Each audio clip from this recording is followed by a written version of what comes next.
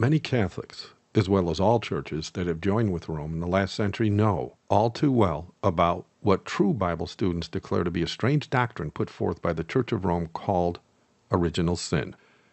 Historic record shows that it was actually a doctrine by Irenaeus, the Bishop of Lyons, in the 2nd century, which was then further shaped and developed by Augustine in the 4th century, which confirms the apostles of centuries earlier never embraced it and therefore never spoke of it in Scripture. But then this never stopped Rome from claiming otherwise before, and so notice the following quotes from the Roman Catholic Church.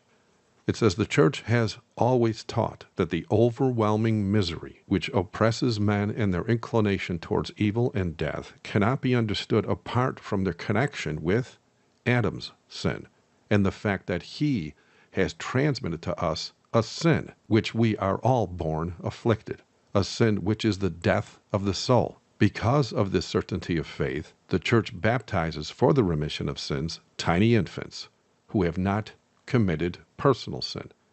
We therefore hold with the Council of Trent that original sin is transmitted with human nature by propagation and not by imitation." In the book that they teach their own children in the Catholic Church, it says the following. Question: what is original sin? Answer: original sin is the sin we inherit from Adam, the father of the human race. Yet, in the Word of our God, we find in Deuteronomy 24:16 that the fathers shall not be put to death for the children, neither shall the children be put to death for the fathers. Every man shall be put to death for his own sin. And then later in Ezekiel 18:20 it says that the soul that sinneth, it shall die. The son shall not bear the iniquity of the father, neither shall the father bear the iniquity of the son. The righteousness of the righteous shall be upon him, and the wickedness of the wicked shall be upon him.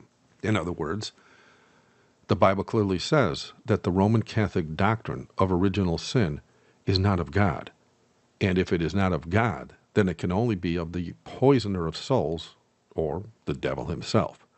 That all being said, do we have evidence that the Seventh-day Adventist Church teaches the exact same doctrine of original sin, wherein all one needs to do is be born into the world, and you have the sins of Adam upon you?